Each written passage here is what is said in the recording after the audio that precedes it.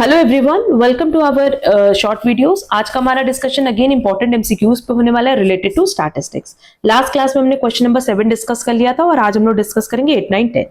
हमारे पास पहला question, if the quartile deviation of x is given, equation is given, what is the quartile deviation of y। Now what is quartile deviation? ये होता है measure of dispersion. And हमने measure of dispersion के properties में बताया था कि ये ओरिजिन से अफेक्ट नहीं होता है, दैट इज ए से अफेक्ट नहीं होगा, बट स्केल से अफेक्ट होता है, दैट इज बी से अफेक्ट होता है, बट उसके साइन से अफेक्ट नहीं होता।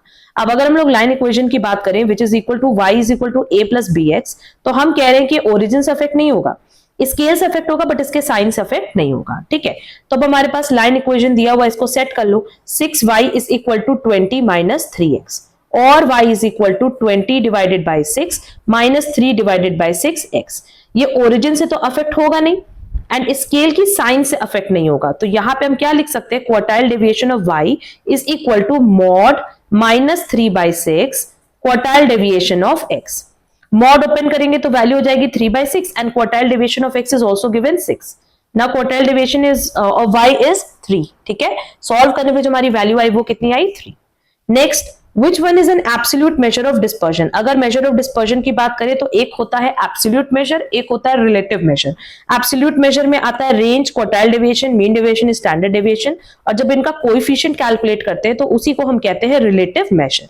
ठीक है, now which one is an absolute measure? तो range भी है, mean deviation है, standard deviation है, और साथ ही साथ और कौन सा होता है? quartile deviation। करेक्ट आंसर होगा all of these।